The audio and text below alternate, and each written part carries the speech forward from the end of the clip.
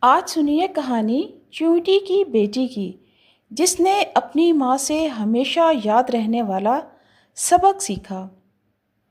دوستو، کسی بڑے سے باغ میں ایک محنتی چونٹی رہتی تھی۔ وہ دن رات دانہ دانہ جمع کرتی تاکہ برسات کے دنوں میں خوراک کی کمی نہ ہو۔ اس کی ایک ننھی بیٹی بھی تھی جو کھیل کود میں زیادہ دلچسپی لیتی تھی۔ چونٹی ماں ہمیشہ اسے کہتی، بیٹی تھوڑا سا کام بھی کر لیا کرو، صرف کھیلنے سے پیٹ نہیں بھرتا۔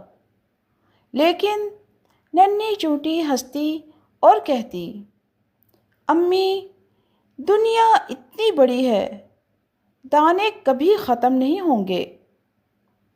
وقت گزرا اور بارشوں کا موسم آ گیا۔ زمین گیلی ہو گئی، دانے پانی میں بہنے لگے۔ ماں چونٹی نے اپنی محنت سے بھرے ہوئے خوراک کے ذخیرے کا دروازہ کھولا اور دونوں اب آرام سے دانہ دانہ کھانے لگیں۔ ننھی چونٹی اب سمجھی اور شرمندہ ہو کر بولی، امی آپ سچ کہتی تھیں، محنت کرنے والے ہی مشکل وقت میں سکون پاتے ہیں۔ ماں نے مسکرا کر کہا، ہاں یاد رکھو بیٹی، محنت کبھی ضائع نہیں جاتی۔ اس دن کے بعد سے ننھی چونٹی نے کھیلنے کے ساتھ ساتھ محنت کرنا بھی سیکھ لیا تھا۔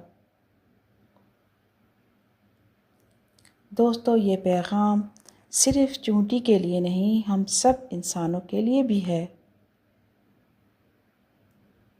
شکریہ۔